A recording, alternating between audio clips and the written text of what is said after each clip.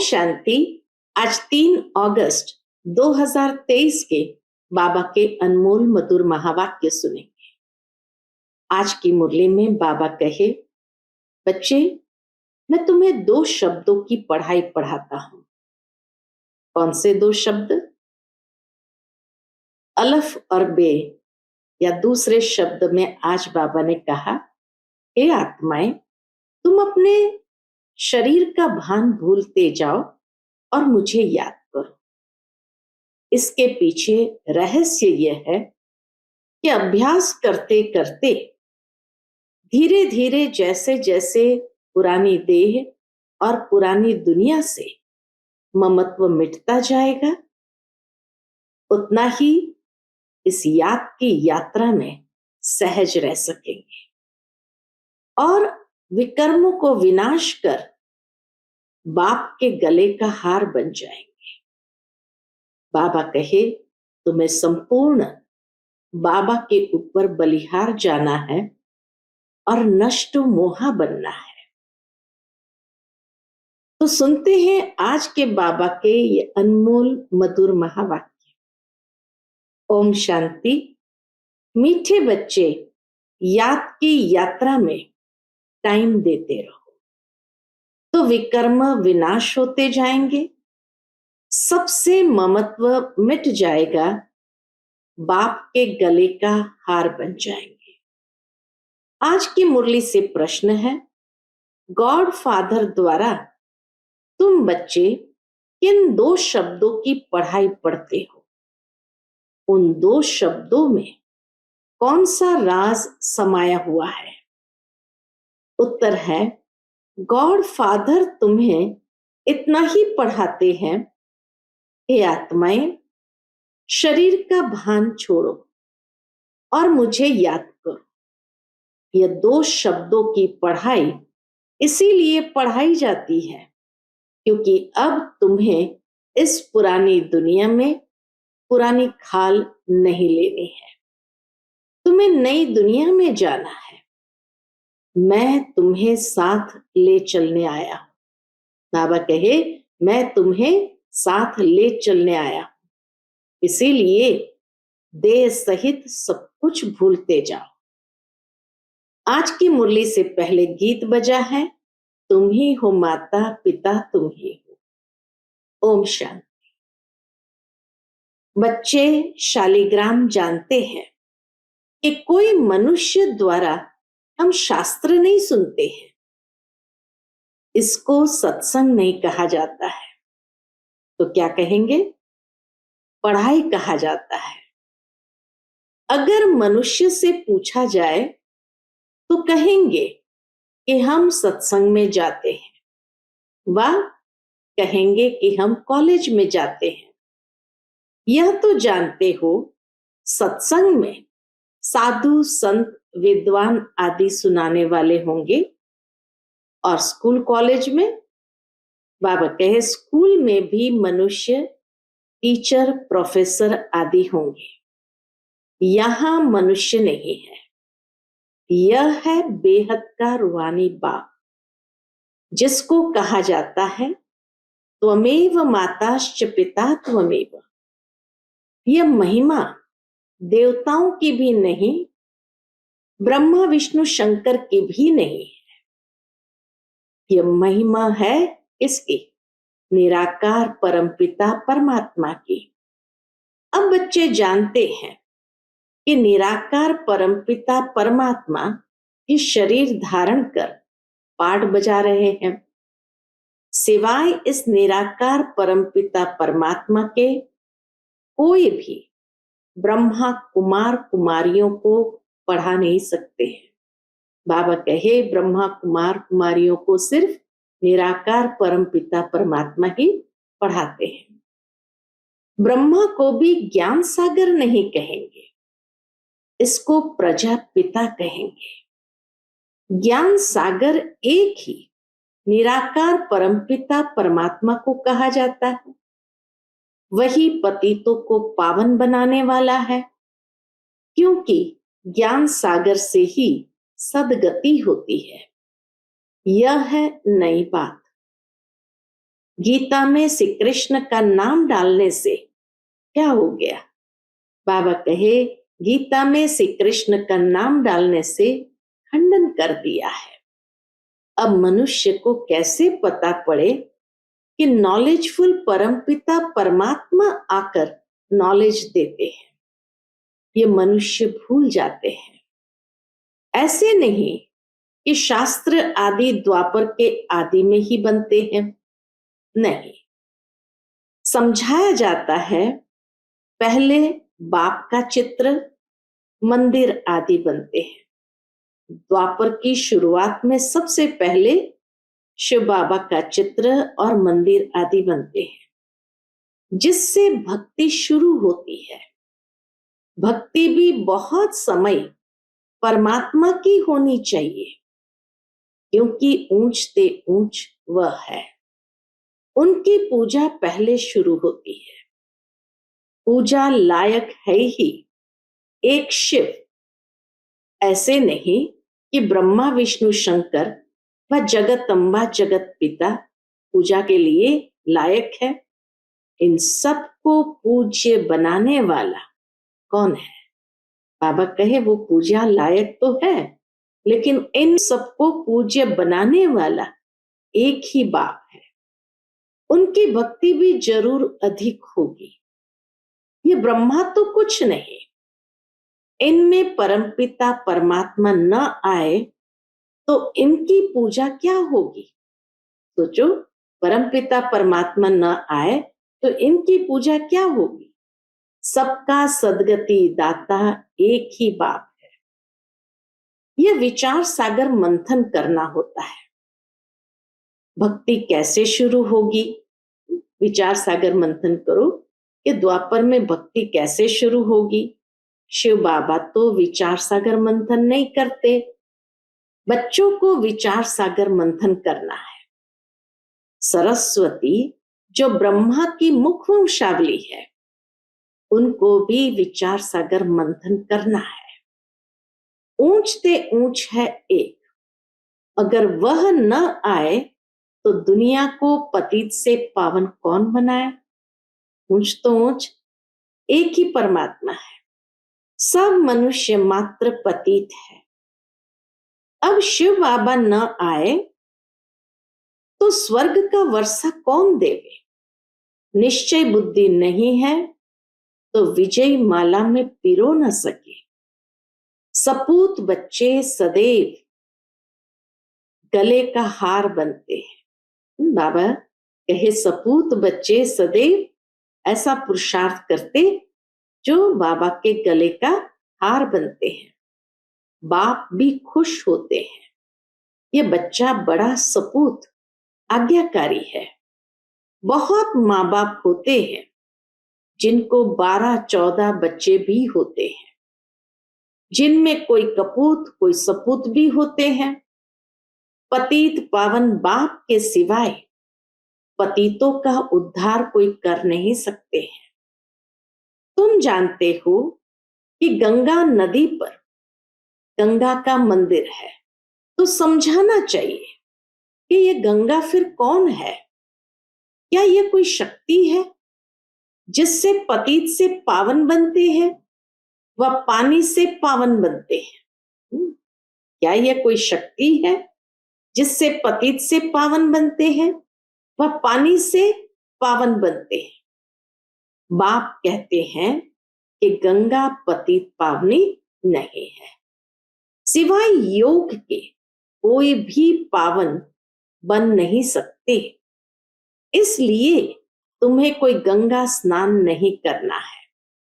योग का अर्थ है याद। बुद्धि का योग लगाना है, वह तो बहुत योगासन आदि लगाते हैं, अनेक प्रकार के हठयोग करते हैं, उनको योग नहीं कहा जाता। हठासन आदि लगाते हैं, एक्सरसाइज आदि करते हैं, बाबा कहे उनको योग नहीं कहा जाता है। माताएं अबलाएं हठयोग को क्या जाने। मनुष्य स्कूल में पढ़ते हैं, उसमें धक्के खाने की कोई बात ही नहीं रहती है। कोई न कोई इम्तिहान पास करते हैं, जानते हैं यह इम्तिहान पास करके यह बनेंगे।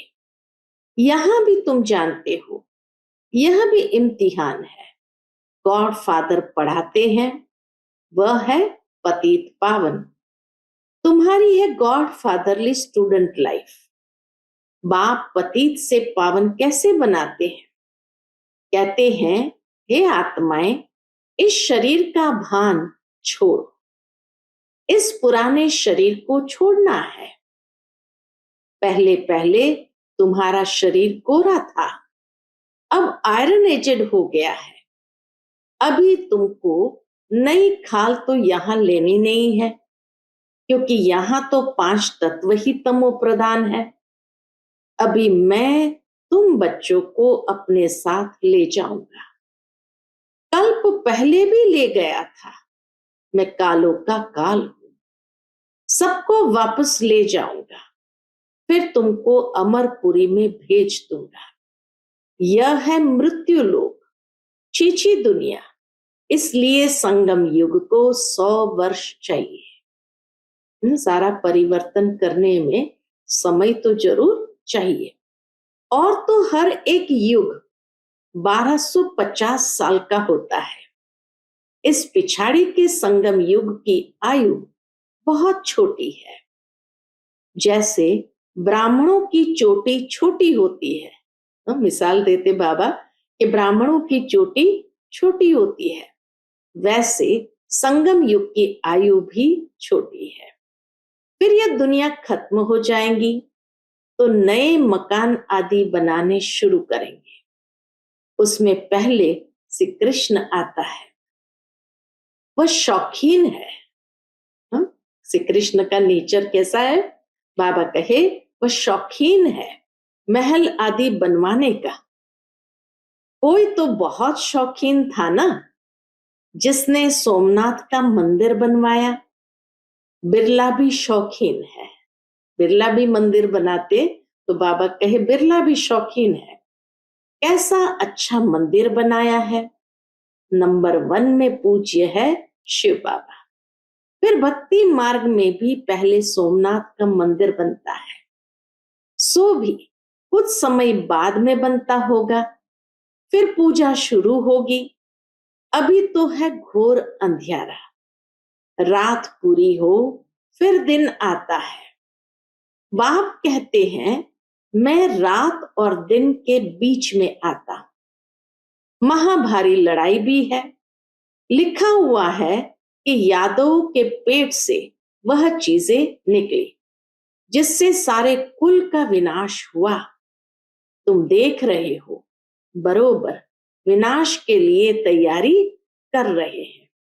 समझते हैं कोई प्रेरक है। साइंटिस्ट लोग समझते कोई प्रेरक है। दोनों ने विनाश के लिए बॉम्ब्स बनाकर रखे हैं। आफतें भी आनी है, प्राकृतिक आपदाओं की आफतें भी आनी है। तुम तो प्रैक्टिकल में देख रहे हो, स्थापना भी हो रही है, विनाश भी सामने खड़ा है। समझो कोई ने विनाश नहीं देखा है। अच्छा, वैकुंठ तो देखते हैं ना। अच्छी तरह पढ़कर बाप से पूरा बेहद का वर्षा लेना है। तुमको साकार नहीं पढ़ाते।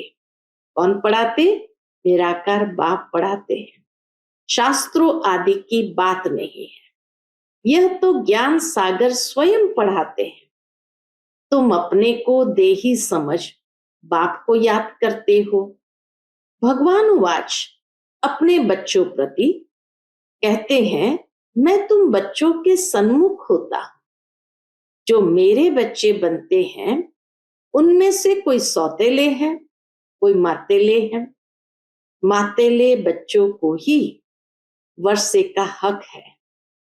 संशय बुद्धि को सौतेले कहा जाता है। उनको वर्षा नहीं मिल सकता। वह फिर पुरुषार्थ अनुसार प्रजा में चले जाते हैं। मातेले राजाई में आ जाते हैं। वह बाप को प्यार करते हैं। मातेले बाप को प्यार करते, बाप उनको प्यार करते हैं। गाते भी है ना, तुम पर बलिहार जाऊंगा, वारी जाऊंगा। बाप कहते हैं मुझे याद करेंगे तो मैं तुमको मदद दूंगा। हिम्मत मर्दे मददे खुदा, और सबसे बुद्धि योग तोड़, एक से जोड़ना है। तुम कहते हो हम बाबा के हैं, ये सब कुछ बाबा का है।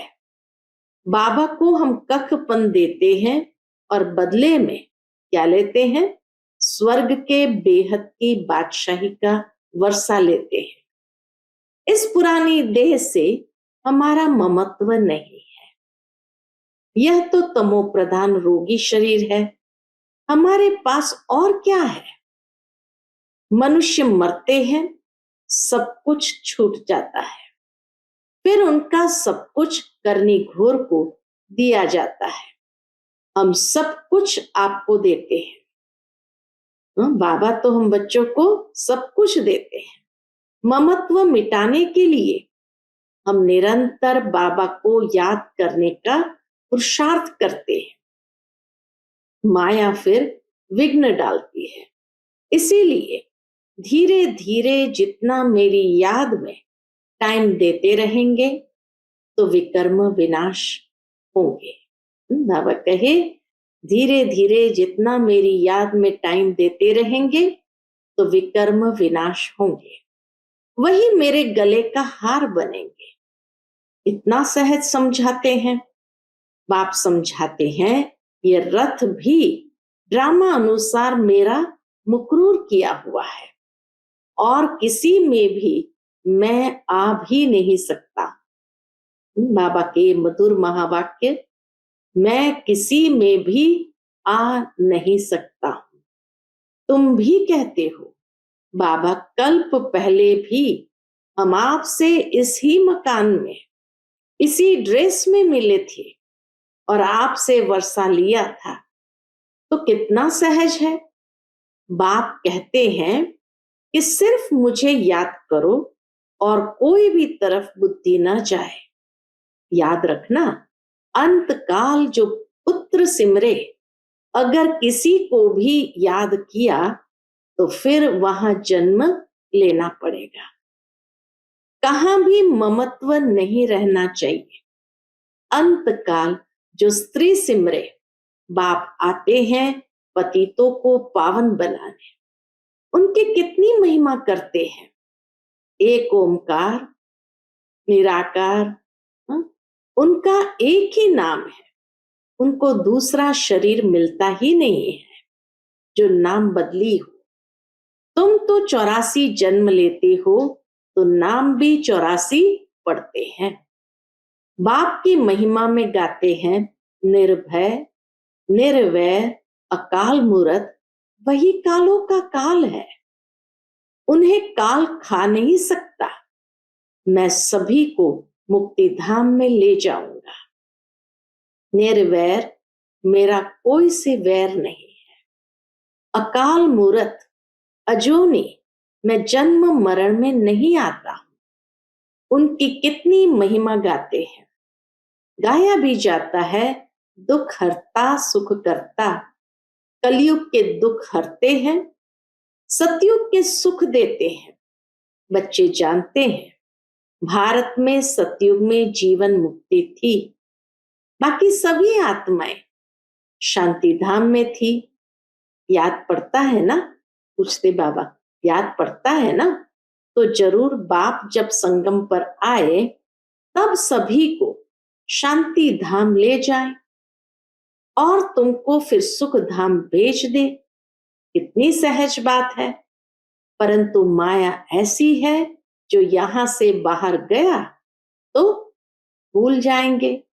जैसे गर्भ जेल में धर्मराज के द्वारा तुमको सजा दिलाता हूं, त्राही त्राही करते हो कि हम माफी मांगते हैं, फिर ऐसे पाप नहीं करेंगे। बाहर निकलने से फिर भी पाप करने लग पड़ते हैं। यह है ही माया का राज्य। सतयुग त्रेता में माया होती नहीं, वहां तो सुख ही सुख रहता है। अभी तुम पढ़ रहे हो इसमें घर बार छोड़ने की बात नहीं। बाप कहते हैं देह सहित सब कुछ भूल जाओ, तुम्हारा ये बेहद का सन्यास है। उन सन्यासियों का है हद का सन्यास, जंगल में जाकर फिर लौट आते हैं। शहरों में नाम कितने बड़े बड़े रखवाते हैं। बाप कहते हैं मैं कितना सहज समझाता हूं, बुढ़ियाएं कितनी हैं, इतना सहज समझाते जो बुढ़ियों को भी याद पड़ जाए। कहती है हमको धारणा नहीं होती। बुढ़ियाएं कहती है, क्या कहती है, हमको धारणा नहीं होती। अच्छा, यह तो जानती हो कि परमात्मा पढ़ाते हैं, वह कहते हैं सिर्फ मुझे याद करो, इसमें तो कोई तकलीफ नहीं है। अभी हमने 84 का चक्र पूरा किया है। यह हुआ स्वदर्शन चक्र। आत्मा को चक्र का दर्शन होता है, यहां ही निरोगी काया बनती है। चक्र को जानने से तुम ऊंच पद पाएंगे। इसीलिए बाबा कहते हैं कि स्वदर्शन चक्रधारी बनो। कितना सहज समझाते हैं बाबा, कितना सहज समझाते हैं। सहज याद, सहज सृष्टि चक्र, कोई तकलीफ नहीं। यह है सच्ची कमाई। बाकी धन माल तो सब खत्म हो जाना है, सब छूट जाता है। सागर को उथल खानी है, नेचुरल कैलेमिटीज भी आनी है। भारत सचखंड था और कोई भी खंड नहीं था। भारत है शिव बाबा की जन्मभूमि, बड़े ते बड़ा तीर्थ है। भारत में ही सोमनाथ का मंदिर कितना अच्छा बना हुआ है। अभी तो ढेर के ढेर बनाते हैं। बाबा कहते हैं कि इस समय की शादी पूरी बर्बादी है। क्या कहते बाबा, इस समय की शादी पूरी बर्बादी है। शिव बाबा से सगाई पूरी आबादी है। एक शिव बाबा से सगाई करो तो पूरी आबादी है। शिव बाबा साजन भी है, स्वर्ग में भेज देते हैं। तुम यहां आए हो, जानते हो हम यहां बरोबर नर से नारायण, नारी से लक्ष्मी बनेंगे। ऐसे नहीं कि पुरुष जाकर पुरुष ही बनेंगे, बदलते रहते हैं। कोई चोला पुरुष का, कोई स्त्री का, फिर सतयुग से त्रेता कैसे बनता है, वह भी समझाया गया है।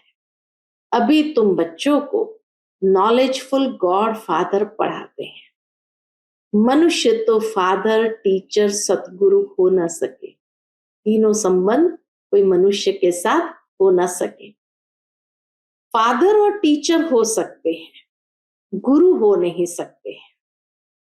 सो भी वह जिस्मानी विद्या, यह बाबा तो एकदम क्या करते हैं, स्वर्ग का मालिक बनाते हैं। कोई भी बात न समझो तो 1000 बार पूछो, लेकिन बाबा कहे मन के अंदर उन संशयों को पालो नहीं। अच्छा, मीठे मीठे सिक्के लदे बच्चों प्रति माता पिता बाप दादा का याद प्यार और गुड मॉर्निंग। रूहानी बाप की रूहानी बच्चों को नमस्ते। हम सभी रूहानी बच्चों की रूहानी माता पिता बाप दादा को याद प्यार, गुड मॉर्निंग और नमस्ते। नमस्ते। शुक्रिया बाबा, शुक्रिया। आज की मुरली से धारणा के लिए मुख्य सार है, पहली पॉइंट, सपूत आज्ञाकारी बन विजयी माला में पिरोना है। बाप को अपना कखपन दे बलिहार हो, सबसे ममत्व मिटा देना है। दूसरी पॉइंट, अंत काल में एक बाप ही याद रहे, उसके लिए और सबसे बुद्धि योग तोड़ निरंतर बाप की याद में रहने का पुरुषार्थ करना है। आज का बाप दादा का मधुर वरदान हम बच्चों के प्रति है, सर्व खजानों को स्वयं में समाकर दिल शिकस्तपन व ईर्ष्या से मुक्त रहने वाले सदा प्रसन्न चित्त भव। सर्व खजानों को स्वयं में समाकर दिल शिकस्तपन व ईर्ष्या से मुक्त रहने वाले सदा प्रसन्न चित्त भव। बाप दादा ने सभी बच्चों को समान रूप से सब खजाने दिए हैं, लेकिन कोई उन प्राप्तियों को स्वयं में समा नहीं सकते। वह समय पर कार्य में लगाना नहीं आता तो सफलता दिखाई नहीं देती। फिर स्वयं से दिल शिकस्त हो जाते हैं, सोचते हैं शायद मेरा भाग्य ही ऐसा है। उन्हें फिर दूसरों की विशेषता व भाग्य को देख ईर्ष्या उत्पन्न होती है। ऐसे दिल शिकस्त होने व ईर्ष्या करने वाले कभी प्रसन्न नहीं रह सकते। सदा प्रसन्न रहना है तो इन दोनों बातों से मुक्त रहो। आज का स्लोगन है, स्वार्थ के बिना सच्चे दिल से सेवा करने वाले ही स्वच्छ आत्मा है। स्वार्थ के बिना सच्चे दिल से सेवा करने वाले ही स्वच्छ आत्मा है। अच्छा, Om Shanti. Click here to like, subscribe and press the bell icon to stay updated with our latest videos.